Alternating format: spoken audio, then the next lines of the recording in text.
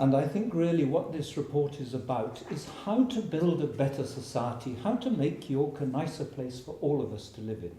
We all want stronger community life. We all want less violence and drugs. We all want less mental illness.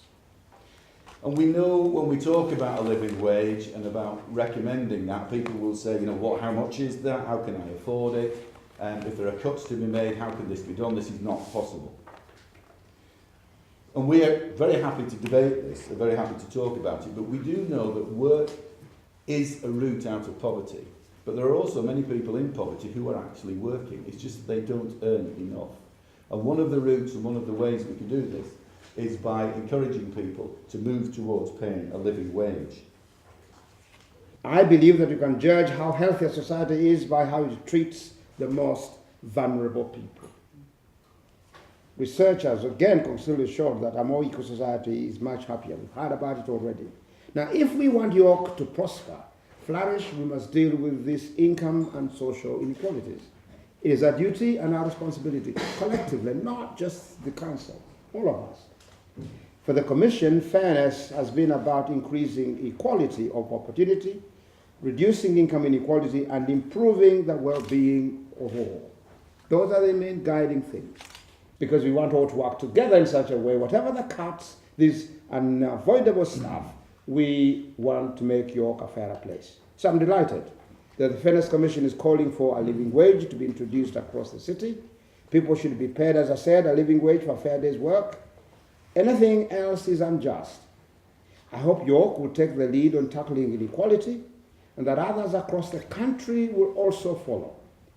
It is now over to the elected councillors, businesses, voluntary organizations, and all of us to cooperate to carry the work forward. What we must ask is, do we want to live in a society where inequality and suffering is ingrained, or would we rather send out the message that everyone is valued and has an important part to play? It is our choice. We can all make it happen. So let us pull together. It's my responsibility as patron to invite Ruth to come forward and formally present this report. On behalf of City of York Council and our strategic partners from all sectors in the city, I'm delighted and honoured to accept the final report of the York Fairness Commission. This is a landmark moment on our journey towards achieving greater fairness and equality in York, and in the words of the report title, towards a better York for everyone. John Lister, Richard Wilkinson, Kate Pickett and John Kennedy, thank you all for bringing your considerable expertise and experience to the Commission's work.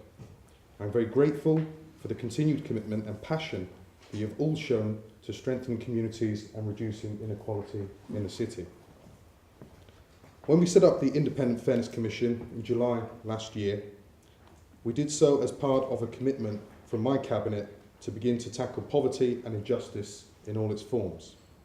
Faced with funding cuts and pressures on budgets due to demographic change, we wanted to engage with the wider community to understand their priorities and expose our decision-making to independent and expert scrutiny. The Commission's interim report in November last year delivered this challenge initially to the Council, and we have responded by incorporating the fairness principles into the work and the decision-making of the Council. In setting the Council's budget for 2012-13 and 13-14, we're able to make use of these principles and take them into account of the many of the Commission's detailed recommendations about how to balance different needs, demands and priorities and still protect services for our most vulnerable citizens. And I'm pleased to say that many of the other interim recommendations are already being acted upon. In this report, the Commission is addressing its recommendations to the whole city. It challenges us all to work together to create a better York for everyone. In my civic leadership role for the city, and as chair of York's Without Walls Strategic Partnership, it is my honour and responsibility to accept this challenge on behalf of all our partners and the wider community.